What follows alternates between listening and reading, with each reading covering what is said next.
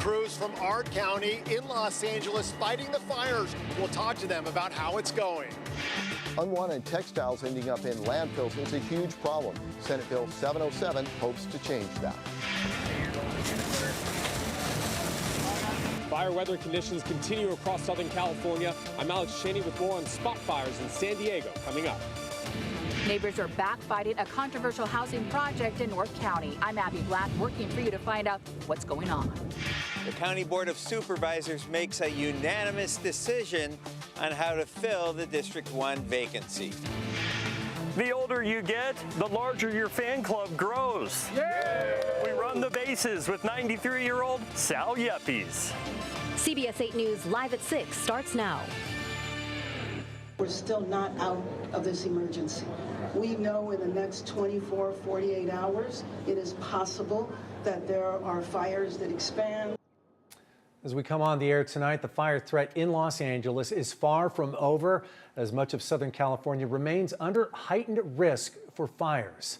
Good evening, and thank you for joining us. I'm Carlo Cicchetto. I'm Marcella Lee. It has been 1 week since the Palisades and Eaton fires broke out. And while firefighting crews have made strides in containing both, strong winds threaten to unravel that progress. Since last week, the Palisades fire has burned more than 23,000 acres, with at least 8 deaths reported. This afternoon, fire crews reported very little activity around its perimeter, and at last check, it is 17% contained. On the other side of Los Angeles, in the Altadena community, officials have confirmed one more death related to the Eaton fire, bringing the death toll there to at least 17. Crews are making progress in stretching containment lines. The fire has so far burned more than 14,000 acres and is now 35% contained. Back here at home, we had a few fires pop up in Mission Valley in gusty conditions, but crews were able to quickly put them out. Tonight, our team coverage continues. Meteorologist Sean Stiles in tonight for Carlene, tracking winds in our area. And CBS 8's Alex Cheney is standing by with more on the work to quickly put out those fires. But we begin tonight with CBS 8's Steve Price, who is live in Brentwood, where crews from San Diego County are helping fight the Palisades fire. Good evening, Steve. Good evening, Marcella and Carlo, and I'll tell you, now that the sun has gone down, it's a really eerie feeling here in Brentwood, really dark. I mean, behind me is the intersection of Mandeville and Sunset. There are traffic lights there are bright street lights, but none of them are working because this area has no power. Several utility poles burned, so those are gonna have to be replaced.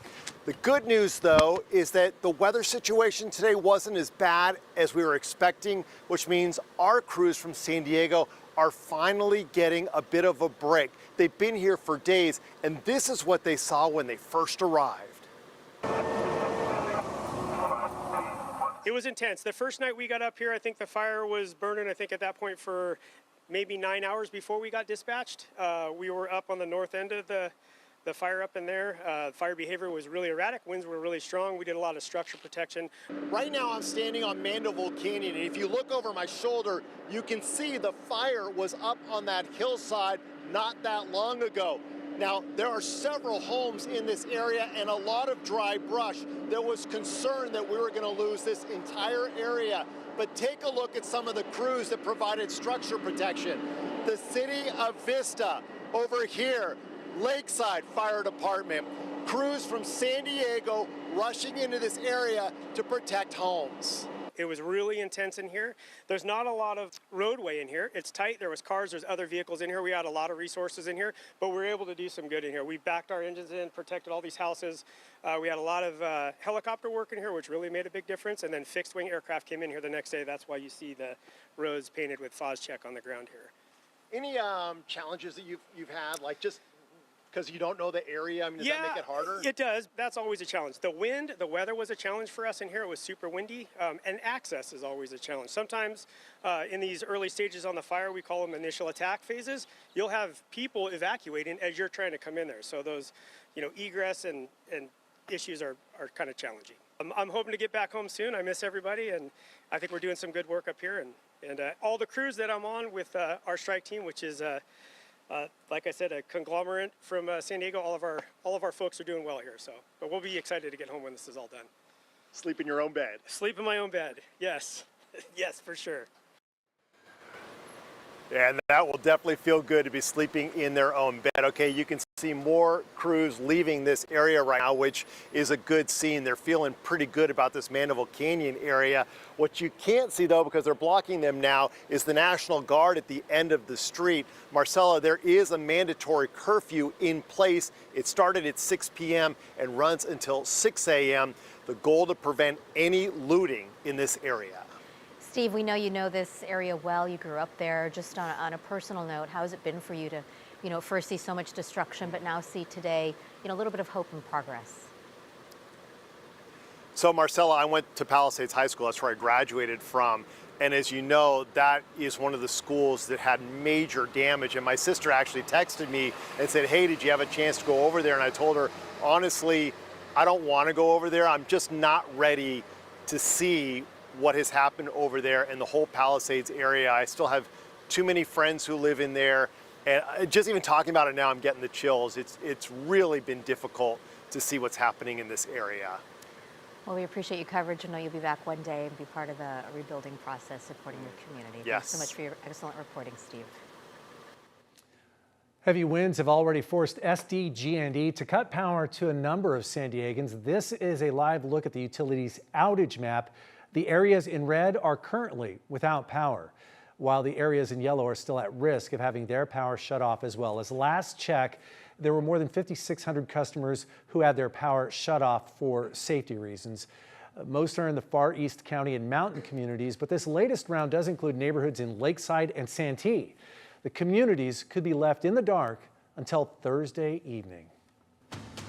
That is a long time for people without power, and it is a weather impact alert day. Yeah, meteorologist Sean Stiles is in tonight for Carlene with more on what we can expect out of this latest round of winds here. Well, as Steve Price just told us, the winds have not been as strong in the LA basin, and that is good news because they've been devastated. Where the winds have focused more is here in San Diego, but fortunately our spot fires have been put out rapidly. We'll have reports on that in just a moment, but we continue to see this red flag warning. It'll last through 6 p.m. tomorrow night, and our winds have been relatively strong in San Diego. Up in Los Angeles, they're dealing with a multitude of things. We've got the red flag warning that continues through Orangeside, Riverside County, Los Angeles County, Ventura, Santa Barbara County, and on top of that, we've got a freeze warning, some very cold air as the atmosphere is bone dry and the air quality in and around the Los Angeles basin is horrible. We also have offshore winds creating problems for boating offshore. As we look at these winds, you can see that up around Los Angeles, 4 miles per hour at Frazier Park, 18, but down in San Diego, Julian still forecasting winds around 45 miles per hour. Not until we get into the evening tomorrow night do we see those winds start to die down. And by the time Thursday arrives, I want to say everything calms down, but the flow continues offshore. No weather impact along the coastline, and temperatures actually cool off as a slight chance of precipitation comes into our forecast at the end of the work week. We'll keep that weather impact alert in place for the inland microclimates. All right, thanks, Sean. And remember, for the latest weather conditions and alerts on the go, you can download the free CBS 8 app from Google Play or the App Store. The winds were definitely a concern as small spot fires broke out in Mission Valley today. Thankfully, crews were able to quickly put those fires out. CBS 8's Alex Cheney joins us live from Mission Valley with more on those efforts. Alex, quick work. Very quick work. I'm actually at the spot right now where one of those very small brush fires broke out. This is in Mission Valley near the trolley stop over here. And as you can see behind me, lots of burnt embers and also some trees fell as well in this area because of that spot fire. But San Diego City Fire was able to jump on it quickly and knock it down. High winds and dry brush fueling several spot fires throughout San Diego County today. Chopper 8 caught the beginning of a fire in an underpass near southbound 15 in Mission Valley this afternoon. The fire caused several lanes to be closed on the 15 near Friars Road. The fire burned a 100 by 100 foot area before it was put out. Some residents on high alert started to pack up. We grabbed our cat and some, just some stuff, and we're ready to take off if we needed to. Another resident said she heard the sirens and ran out of her apartment to see the flames. I came out and I saw a bunch of smoke and I heard the sirens, which is what caught my attention. And when I got here, they had it pretty much put out, and I did see the helicopter circling. And I was just thinking, like, just take the water from our pools if you have to. San Diego City Fire said their quick movement was key to stop the flames. And this is a difficult situation, us being so close to the trolley lines here with the electrical, that kind of stuff.